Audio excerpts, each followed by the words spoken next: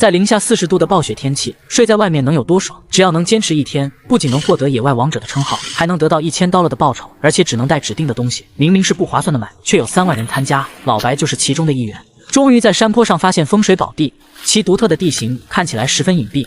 虽然白雪覆盖了整个大地，但并不妨碍老白安扎在此地。只见他很快腾出一块空地，随后去收集一些枯树枝，将其分别穿插在巨石两侧，再用白雪依靠树枝搭成围墙。这种物尽其用的本领，被老白拿捏的是明明白白，很快就搭建出一面墙体。虽然看起来粗糙一些，在野外没有帐篷的话，用雪搭建出来的围墙也可以防风保暖。而后找来一棵躺平的小树，将其截成所需大小后，就可以当做房梁搭靠在上面，形成一个稳定的支撑架。远处的万年雪松早已被它相中，这些都是大自然赐予的天然保护伞。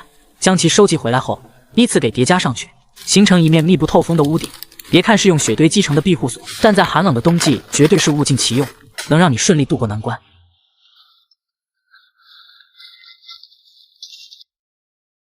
很快就完成了一侧的墙体，另一侧也是如法炮制。野外生存搭建这种3角框架的庇护所，简单实用，效率高，是必不可少的搭建小技能。就连上面的积雪也要夯得结结实实。看来老白为了赢得这场比赛，在家也是做好了攻略，每个细节做的都很到位，生怕一不小心漏掉了。半夜再有躺板板的风险，在野外生存不光要适应恶劣的环境，还有经常出来觅食的野生猛兽，所以庇护所尽量要隐蔽一些。现在从室内看开阔许多，住上1人1狗没有问题，而且旺财也非常满意。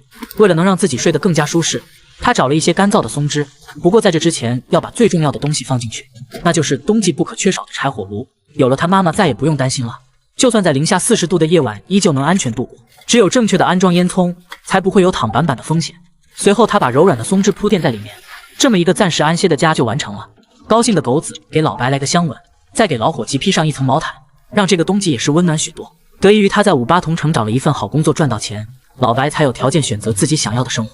说话的功夫，外面就飘起了雪花，老白也是抓紧准备一些干柴，来为今天的取暖做献身工作。再撕扯一些引火用的桦树皮，点燃冬天里的一把火，给冰冷的室内带来一丝温暖。随着烟囱冒出一缕袅袅炊烟，天气也是慢慢黑了下来。狗子也饿得摇尾乞怜，只见老白顺手拿出一盒罐头，以及从家里顺来的2块牛排，撒上让人鼻孔敏感的小香料，起锅烧油，开始烹炸一番。待得7 49分钟后，吃上了香喷喷的美食。虽然野外生存比较艰难，但老白自得其乐，还能赢得丰厚的奖金，简直是一举两得。隔天一早，猛烈的暴风雪肆意横行，老白也被狗子从沉睡中叫醒。他顺手加点干柴烈火，先带着狗子热热身，回来吃一顿美食。一杯咖啡下肚后，暖暖的很贴心，看得出老白很享受。这样就结束了一天极地之旅。看了一圈自己亲手打造的庇护所，收拾好行囊打道回府，领取丰厚的报酬。